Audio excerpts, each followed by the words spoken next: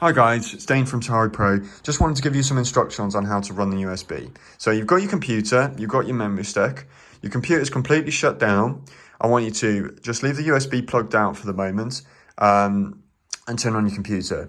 And even if you have got it plugged in, it doesn't matter at this point.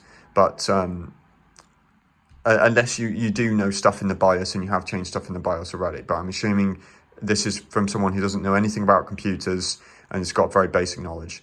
So we're booting into Windows. By the way, a quick tip, if you plug this into a USB 3, which has got the blue thing on the end, and you plug it into a port that's got 3 on it as well, it'll run a lot quicker, by the way. So I'd recommend that.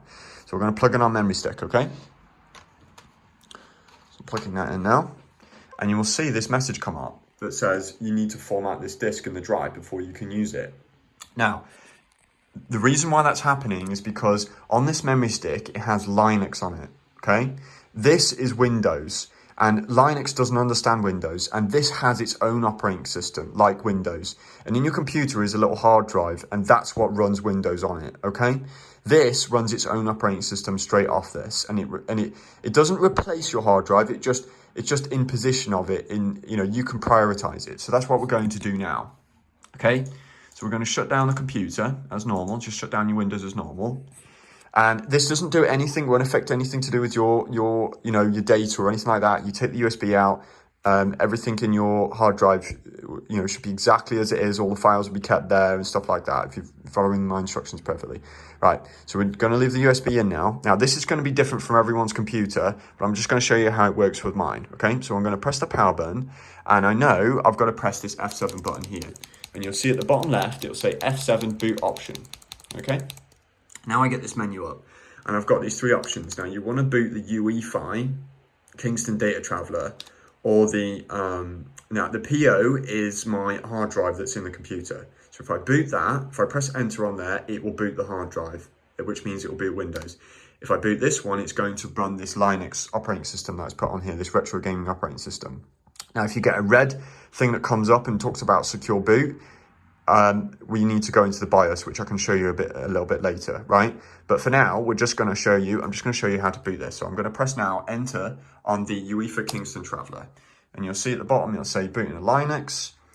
And now, all of a sudden, but instead of booting the hard drive, we're now booting the Linux off the memory stick, right? So if you take this memory stick out while this is running, nothing's going to work. You need to leave this memory stick in for it to work. Just give it a little bit of time to load up, but you can see I've just run, going from Windows, and now I'm on the USB stick and I'm running completely off this. It's using all the components in your computer. It's just prioritizing this first, which is what we told the computer to do, over the hard drive that's in the computer. So I just wanted to really explain that to people. I'll show you, I have got instructions on how to do all of this. And if you want to, for me, obviously the F7 option is the option I need to choose on this as a shortcut key. But for you, it could be F11, it could be F12. Sometimes the option won't even show up on your computer at the bottom left or whatever. You need to probably look out for it when you turn the computer on.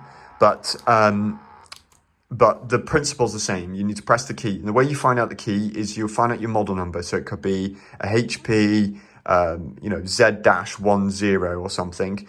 You put that into Google and you put boot shortcut key. You put that into Google and it'll tell you which key it is. And then as you can see, this is a fully working retro gaming system running on here. This has got all of my games on it, and you can see I can play the games here running all off this Linux operating system off the USB, okay? So check out my other videos if you want a bit of a rundown over this operating system, right? So now we're going to quit this, and I'm going to show you just a bit about into the